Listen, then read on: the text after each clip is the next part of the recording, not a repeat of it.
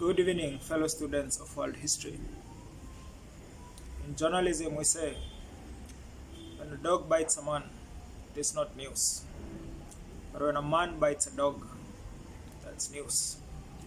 Human society likes bigger than life stories, scandals, and big stories, accidents. And in Kenya, we've had our fair share of such scandals. We've had Goldenberg, we've had Anglo-leasing, we've had Triton, we've had the Atur brothers, we've had the recent fake arms scandal. But today I want us to focus on a different kind of scandal.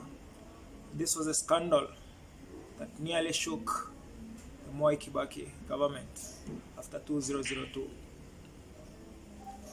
One of the problems of Kenyan historiography is that the freedom fighters have never been well rewarded, and that the collaborators or the people who are working together with the British, with the colonialists, are the people who took the instruments of power and who became rich after independence. So the Moi Kibaki government, the NAC government, came in power as a reformist government.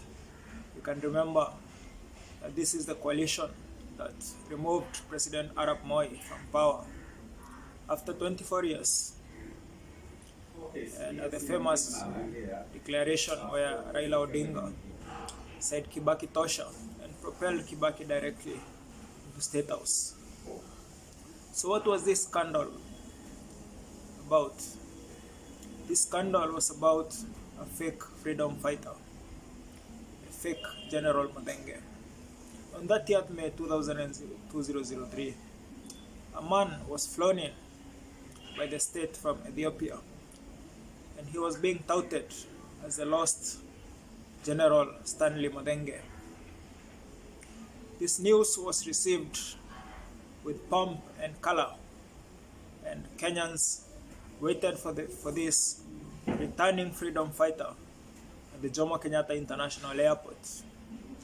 International media reported on the overwhelming welcome this man was receiving, and he was booked into the Serena Hotel, and he was to be unveiled to the public. But there were serious doubts about the authenticity of General Mathenge, because while his wife Muthoni Mathenge agreed and she was photographed next to him, his son Murugi Mathenge was having doubts that his father is the one, because as he later on narrated to Kenyan media, prior to the escape, which is in quotes, the escape of General Mathenge to Ethiopia, there had been serious wranglings between Stanley Mathenge and Dedan Kimathi, the two foremost leaders of Mau Mau. And this was because while Dedan Kimathi was educated, Stanley Mathenge was not very well educated, but he was a brilliant fighter. He was a very good soldier. And so when Dedan Kimathi was assassinated, the man natural to fill in his shoes was none other than Stanley Mathenge. But there are a lot of conjecture stories about what happened. Some say General Mathenge escaped into Ethiopia. Some say General Mathenge was killed in the forest. And we may never come to know the real story of what happened. So when this fake General Mathenge came to Kenya, so many people were optimistic that finally this NAC government, the Moi Kibaki government, has a chance to rectify the historical wrongs of the Mau Mau. Because up to date, if you see the families of Mau Mau, they are living in abject poverty. They are not living the lives which would be accorded to heroes. If you look at the family of Dedan Kimathi, if you look at the family of Stanley Mathenge, If you look at the family of all those freedom fighters, they are not living the kind of life which you would say this is the life of heroes. Koigi Wamwere, the then minister for the then MP for Subukia, was saying, finally, this is the greatest day since the independence of Kenya to see the long lost freedom fighter, General Mathenge, finally coming home. But as it turned out to be, the general was not the man who he was thought to be. And the first doubt came when Koigi Wamwere saw him and he looked at his hair, and there were serious doubts that here is a man who looks like a Kushite. His hair is of the Cushitic model, the wavy kind of hair. But they agreed might be climate could have changed him. He had lived in Ethiopia for a very long time. Then his son was also raising serious doubts.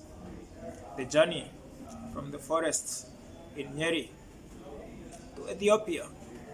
It's a very long journey, and there's no way his father could have escaped on foot and not been caught. So they decided to do medical tests. And the famous Dr. Gikonyo, who was Mwai Kibaki's family doctor, was called, and he himself narrates this in a media interview. Dr. Gikonyo was called to test whether this General Mathenge has been circumcised according to the Kikuyu customs of the day. And he checked him, found he wasn't. And so all this hype, General Mathenge gradually died down, and the man was secretly flown out of the country, and the story buried because there was an embarrassment to the government of the day. So this story reminds us that in history there are so many things which are false but which seem to be true. And in the next episode of History Today, we shall look at one of these stories about the story of a dead man who became a living man. It's a famous World War story about how Britain deceived the Germans using a dead body. The famous Operation Mincemeat. So thank you, and if you have not subscribed to this channel, kindly subscribe, give us your comments, tell us the stories you'd like us to talk about. Thank you. Goodbye.